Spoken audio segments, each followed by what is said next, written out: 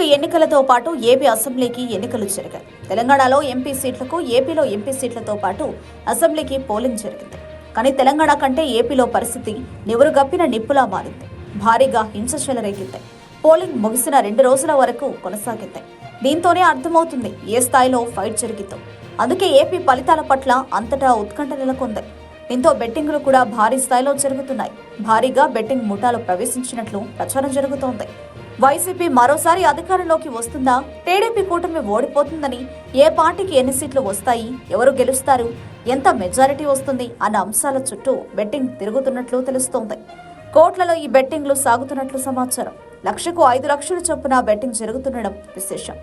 ప్రధానంగా ఏపీలో పిఠాపురం పైనే అందరి ఫోకస్ ఉంది. గత ఎన్నికల్లో పవన్ 2 చోట్ల పోటీ చేసి ఓడిపోయారు. ఈసారి మాత్రం పిఠాపురం నియోజకవర్గం నుంచి మాత్రమే పోటీ చేస్తున్నారు. అటు వైసీపీ సైతం గట్టిగానే ఫోకస్ పెట్టింది. అందుకే ఇప్పుడు పిఠాపురం చుట్టూ బెట్టింగ్ జోరుగా సాగుతున్నట్టు సమాచారం. పవన్ ఓడిపోతాడని జోరుగా పందాలు కొనసాగుతున్నాయి. పవన్ తర్వాత లోకేష్ పైనే ఎక్కువ బెట్టింగ్లు సాగుతుండడం విశేషం. మంగళగిరి నుంచి పోటీ చేసిన లోకేష్ గత ఎన్నికల్లో ఓడిపోయారు. ఎన్నికల్లో మరోసారి పోటీ చేస్తున్నారు. ఇక్కడ సైతం వైసీపీ పట్టు బిగించాలని ప్రయత్నించింది. అందుకే ఇక్కడ లోకేష్ సైతం ఓడిపోతాడని భారీ స్థాయిలో బెట్టింగ్ జరుగుతున్నట్లు సమాచారం. వైనాడ్ కుప్పం అని వైసీపీ సౌండ్ చేసింది. కుప్పంలో చంద్రబాబును ఎలాగైనా ఓడిస్తామని శపథం చేసింది. దీంతో అందరి చూపు కుప్పం వైపు పడింది. వైసీపీ పెద్ద ఎత్తున ప్రచారం చేయడంతో రాజకీయంగా కుప్పం హాట్ టాపిక్ గా మారింది. అందుకే అక్కడ చంద్రబాబు ఓడిపోతాడని ఏకంగా 100 కోట్ల వరకు ఎక్కువ మంది బెట్టింగ్ కాస్తున్నారు.